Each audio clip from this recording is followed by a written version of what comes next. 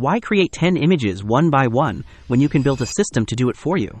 The tool isn't the problem, it's the workflow. With Freepik Spaces and the Lists feature, you get the same person, same product, 4 consistent UGC-style shots in under a minute, and those same images turn into videos within the same workflow.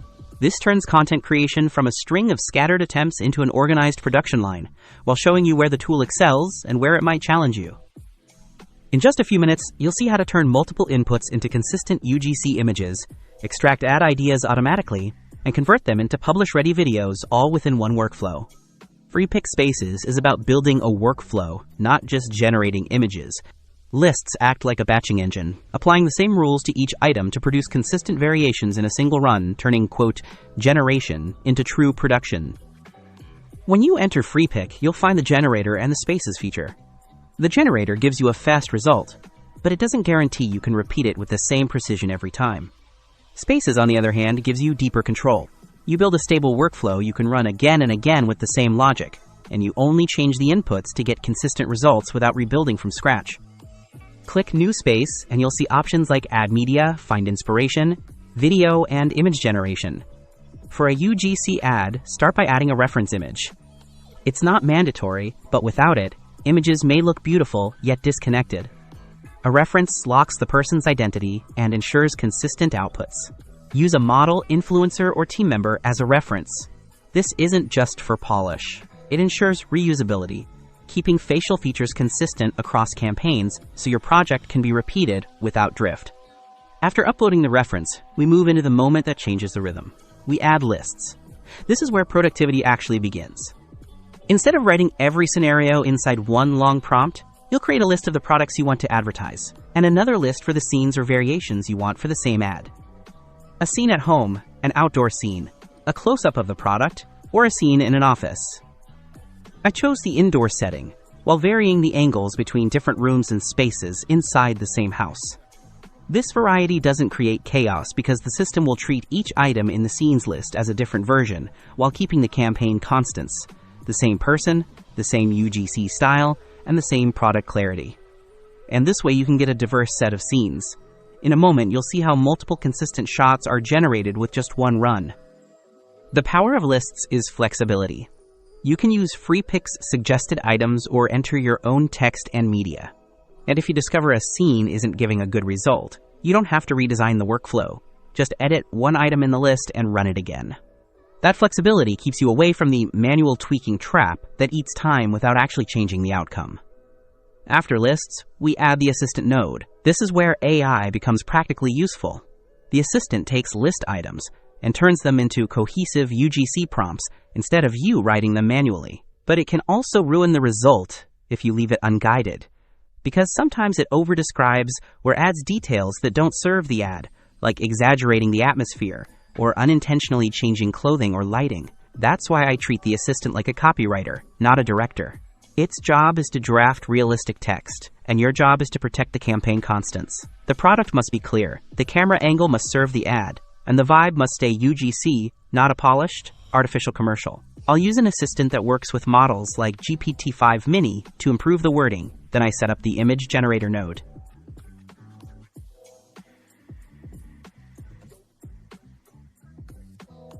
In this example, I choose Google Nano Banana 2, the insane new update that dropped yesterday.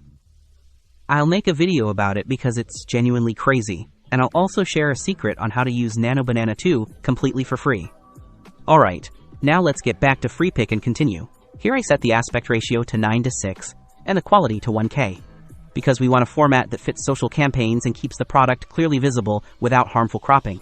Aspect ratio and quality aren't minor details, because if you start with the wrong ratio, you'll spend time later cropping and fixing, and you'll lose some of the realism that makes UGC convincing. Also, low quality can kill small details, like the label or the product name, while overly high quality can increase generation time for no benefit if the platform will compress the file in the end. Now I connect the reference, the lists, and the assistant node to the image generator, then I hit run. Within moments, the results appear. Multiple images of the same person holding the product in different scenes with a consistent UGC vibe. This is the point where the packaging must match the content. If the video title or thumbnail promises bulk production and consistency, The viewer should see it with their own eyes before we reach the first minute. This is also where we test the tool honestly. If the facial features aren't stable or the product isn't clearly visible, that's not a mysterious failure. It means one of the constants isn't set correctly. Either the reference isn't suitable, or the assistant's wording isn't enforcing product clarity, or the model settings don't serve the ad's goal. After previewing the images, you can do a small tweak in Canvas if needed, but I don't rely on Canvas as a permanent solution, because relying on it means you're treating symptoms instead of fixing the cause. The right adjustment happens at the source.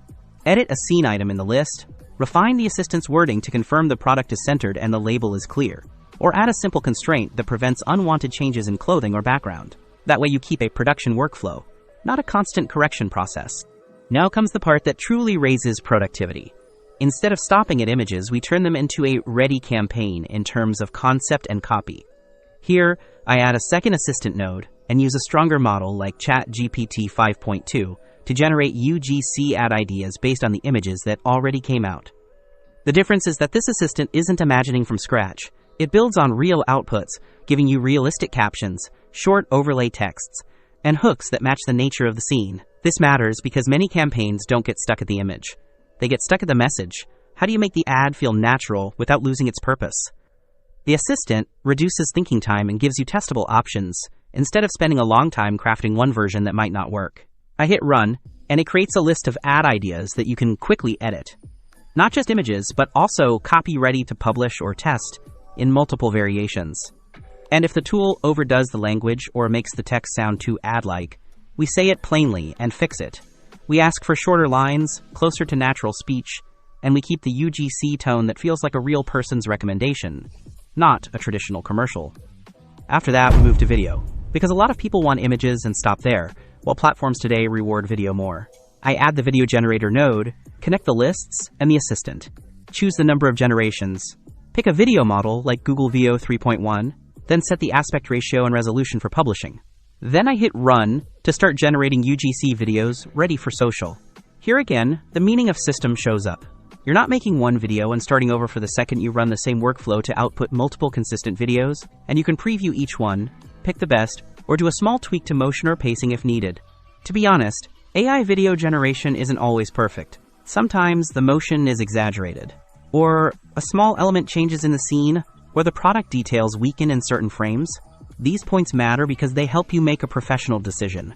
Is this level good enough for a fast campaign and idea testing? Most likely yes. Is it enough for highly precise commercial production? You might need more intervention or a different tool. The key is knowing the limits of the tool instead of being surprised after you've built the entire process around it.